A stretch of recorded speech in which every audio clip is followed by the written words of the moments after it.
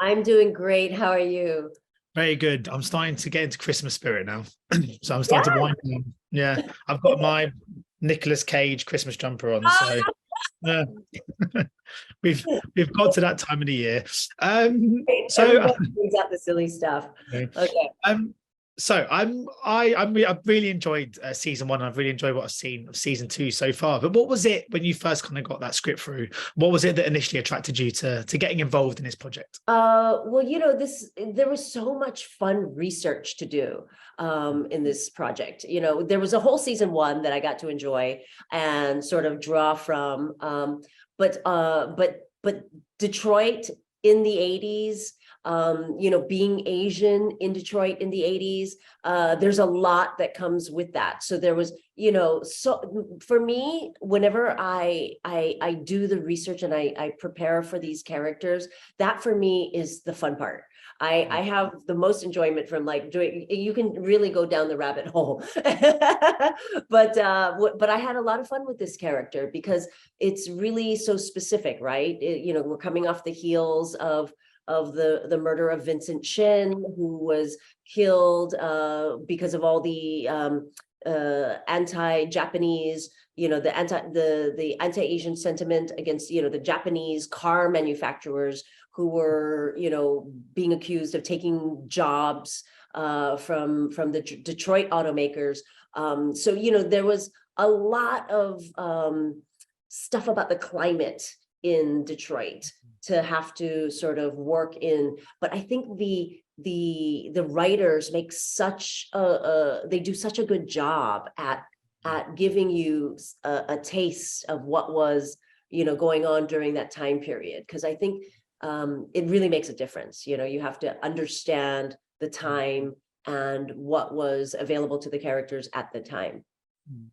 You mentioned research. I'm always interested when you play a detective, do you research into the world of real detectives, or has the role of a detective become so kind of ingrained in film and TV storytelling that actually your reference points are just other detectives you see on screen?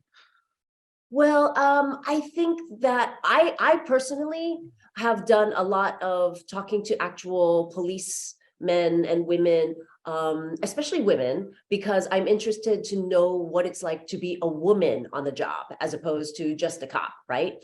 Because that holds a whole other set of issues. Um, I have done ride-alongs. They did set up some firearms training, but I've had a lot of firearms training because I've played a cop several times. This is not my first rodeo when it comes to playing a cop. But it's interesting because this is a cop in the 80s, and I've always played like cops in present day, and so there's different ways of holding your gun. There's different kind of weaponry. Even there's just there's all kinds of like tiny little differences that you probably wouldn't know unless you were a cop, that would indicate what the time period was. So yeah, there's so many little details to think about. So how was your ride along? Was it quite scary? Yeah, it is. The day that I did my ride along, I didn't do it for this project. I had done it for projects before. There wasn't a whole lot of action going on, and I was kind of thankful. But yeah, I even got to play around in the narcotics division, and watch how they take down like drug dealers, and they actually wanted me to participate in like like hooking these guys in, and I was like, I was so scared. Like, forget it. I'm like, I'm just an actor. That's great. I like the commitment to the research there. That's cool to do stuff like that because it's Oh sort of yeah. really, yeah. But I mean, your character in this has to join in a kind of an established collective and meet her new colleagues and kind of ingratiate herself into their world. As an actress joining the second season of a show, could you almost relate to that, having to kind of go into an environment that was already existing and stamp your authority, I suppose, so to speak? Yeah. I mean, and there are definitely a lot of parallels, right, between my character and myself coming into this show. This character is coming into this department brand new, and I am a brand new character on the show that didn't exist in season one. And so it was a little bit nerve-wracking, I have to admit, because everybody is used to working with one another. Everyone's got this rapport. You don't know if you're going to really fit in, because almost everybody else on the show is Black, and here's this Asian girl coming in. I wasn't sure what to expect, but everyone made it so easy and so inviting. I mean, it really was a very easy fit to be able to come up with this show. I'm Yeah, having a better time of it than Veronica Jin is. yeah, that's where the parallels end. But how is it joining the second season of a show? Because is it beneficial for you to have seen the first season before you step into a world? I guess you understand the kind of tone and what the kind of filmmate or the TV sort of creators and the actors are kind of trying to achieve with the project. Yeah, I think you hit the nail on the head with that one, with the tone of it, because when you get to watch the entire first season, you get to see how things are being played. You get to see, the relationships between the characters, the intensity of the show. But I think that Veronica brings in some humor as well, with Steve's character, who is, in the first season, you see that he is this dirty cop and super serious and super intense all the time. But then you see him with Veronica Jin, and you find the humor, and the humanizing of his character. Well, I mean, obviously the first season was such a great success, because remember when I did the interviews for the first season, because I interviewed Lil Meech and 50 Cent and everyone, you don't know yet how it's going to be kind of received, because I'm doing everything kind of in advance. But having now it's been out, it's been met with great success, it's collected such a kind of big fan base. What do you think it is about this show, this story, that's really resonated with audiences in the way that it has? I think the fact that a lot of people already knew who BMF was, right? And their story, and seeing it come to life in a way that's so real and raw. There are no holds barred in this series. It's not just a story about the BMF family, though. I mean, it's really about relationships and choices that people are forced to make, and I think that it's very relatable. I mean, there are very few of us, I guess, who watch a show that are actual like drug dealers, but it makes you understand who they are and why they make the choices that they make. Yeah. As I mentioned about doing the interviews, I interviewed 50 Cent for the first season, which was a career highlight for me, because I was obsessed with his music. Who wasn't? I know. Was he? Because I know he's kind of got a sort of an executive producer kind of role on this. Was he present on set? Did you get the chance to kind of meet him at all? I know sometimes producers kind of let other people take it away. I just wonder what it was like on season 2.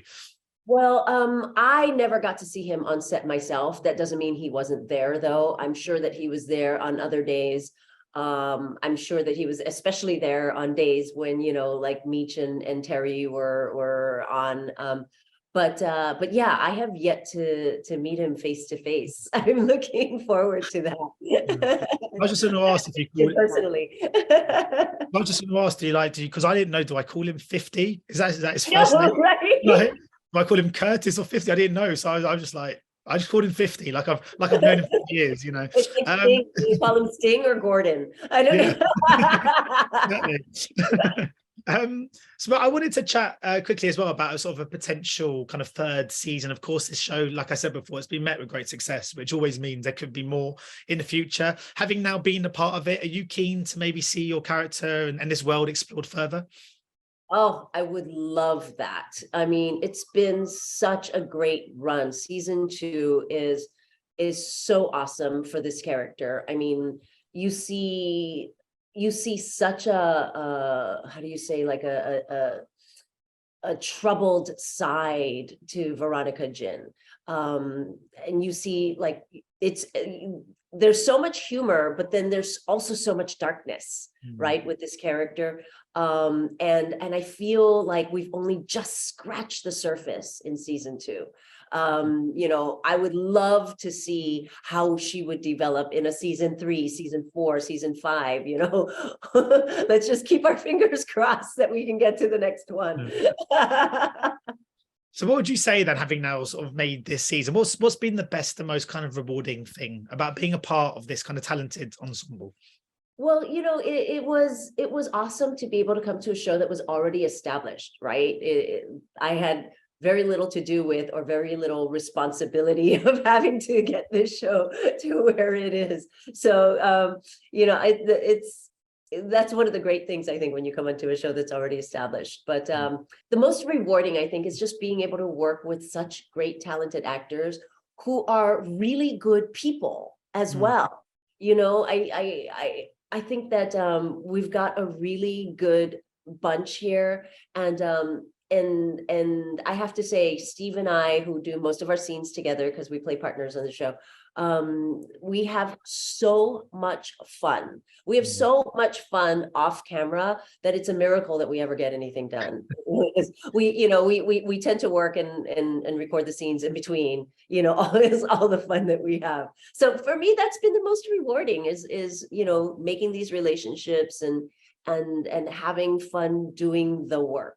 You know, I think when you are working with such professionals who are just sort of, you know, who make it look so easy, it makes it enjoyable, and you get great work done while still, you know, just enjoying yourself on set.